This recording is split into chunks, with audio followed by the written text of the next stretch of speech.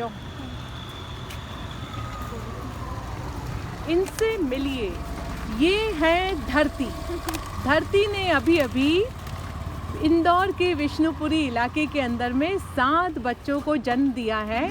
और कारण ये है कि जो यहाँ पर रहने वाले रहवासी हैं, उन लोगों ने अज्ञानता के चलते इस लड्डू की नसबंदी नहीं कराई। अब यदि डॉग की नसबंदी हो चुकी होती तो वो बच्चे ही पैदा नहीं करती।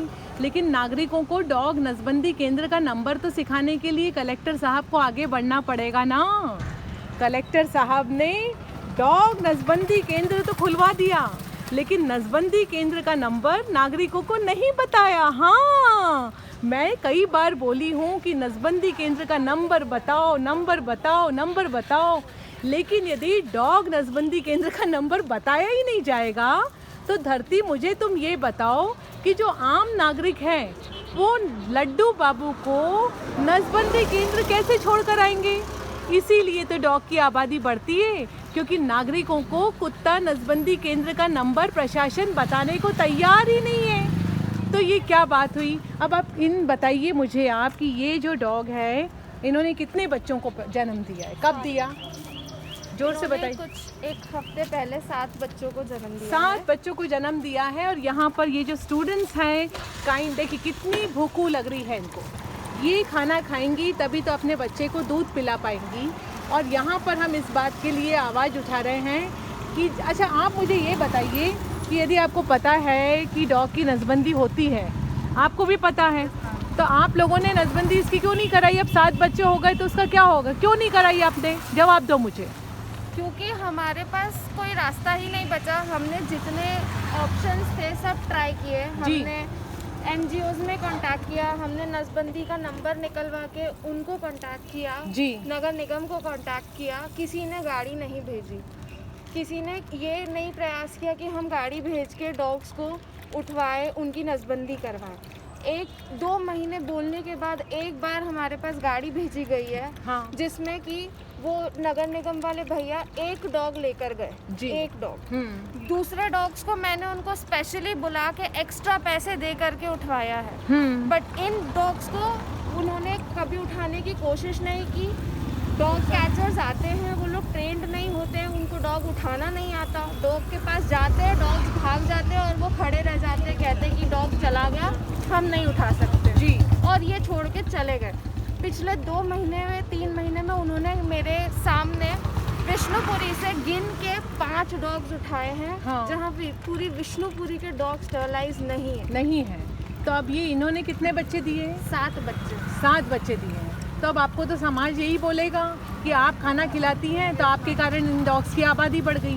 पर समाज को ये कौन सिखाएगा कि डॉग की आबादी खाना खिलाने से नहीं बढ़ती है, डॉग की आबादी डॉग की नसबंदी नहीं होने से बढ़ती है। और समाज को ये कौन सिखाएगा कि डॉग के लिए नसबंदी केंद्र इंदौर में खुला हुआ है। नसबंदी केंद्र का फ़ोन नंबर यदि नहीं बताया जाएगा तो आप, बिकॉज यहाँ पे जितने भी सिटीजन्स रहते हैं वो काफ़ी पढ़े लिखे, अवेयर हैं, काइंड हार्टेड हैं, और यदि उन्हें समझाया जाएगा तो वो लोग आपको इसको कैच कराने में मदद करा सकते थे। बिल्कुल मैम, करा सकते थे, पर कोई भेजे तो कोई गाड़ी नहीं भेजता।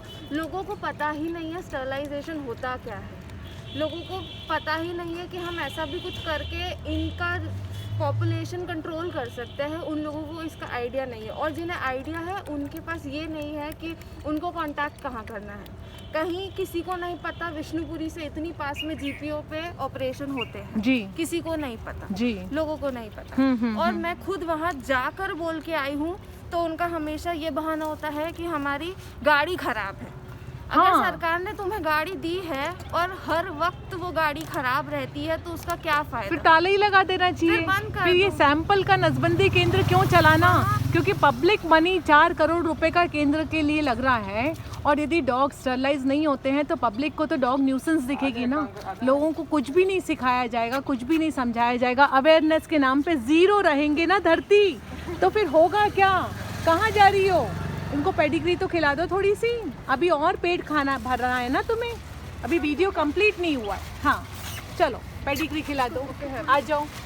अभी तुम्हारा पेट नहीं भरा है, खूब सारा खाओगी जब ही तो जाके बच्चों को दूध पिला पाओगी। अच्छा, तो ये सारा जैसे दूध है, पेडिग्री है, ये सब स्टूडेंट्स लोग अपनी जेब से खर्चा करते हैं। तो जब स्वच्छता हुई तो स्वच्छता के बाद में ये सब्जेक्ट पर कौन ध्यान देगा कि जो सड़क पर जीने वाला जानवर है वो खाना कहाँ से खाएगा? मैम इवन हम लोग काम करते हैं मैम इनके लिए, मैम लोगों को कोई मतलब नहीं है मैम। इवन वो हमारे ऊपर हंसते हैं कि तुम टाइम वेस्ट कर रही हो और इनका करना है तो अपने घर ले जाओ, इन्हीं के पास रह जाओ। हम ऐसे गंदे गंदे शब्द यूज़ करते हैं। सो हम ये वीडियो के माध्यम से फॉलोअर्स से बोलना चाहते हैं कि प्लीज़ ट्विटर पर आइए। इस सब्जेक्ट को हमें ट्विटर पर लेकर जाना पड़ेगा। जब तक हम ट्विटर पर नहीं आएंगे तब तक इस विषय के अंदर में हम लोग मिलकर के कोई बदलाव नहीं कर पाएंगे। जब तक नागरिकों को स्टरलाइजेशन सेंटर का नंबर ही नहीं पता होगा तो डॉग तो नेचुरली हर 6 महीने के अंदर 6 बच्चे देगी, और जब वो बच्चे देगी और यदि उन्हें खाना नहीं खिलाया जाएगा, पानी नहीं पिलाया जाएगा, प्यार का व्यवहार नहीं करा जाएगा तो पत्थर दिल समाज की रचना होगी। क्योंकि भूखा डॉग नागरिकों को काटेगा, नागरिक पलट करके भूखे डॉग को मारेंगे, उनके मारने के बाद में नागरिक क्रूरता का अभ्यास करेंगे और वो क्रूरता धीरे धीरे घरों में पहुंचेगी, मोहल्ले में पहुंचेगी, शहर में पहुंचेगी, और तब जाकर के होगा पाल घाट के संतों की कूट कूट के हत्या जैसा विभत्स हत्याकांड। तो जब हम ऐसे हत्याकांड देखते हैं और हम सोचते हैं कि इस देश को क्या हो रहा है, तो वो प्रॉब्लम शुरू होती है जब हम किसी बेजुबान के साथ दुर्व्यवहार करते हैं। तो स्वच्छ भारत अभियान करने वाले लोगों से निवेदन है कि सभ्य भारत अभियान का उद्घोष करें। जय हिंद, जय भारत।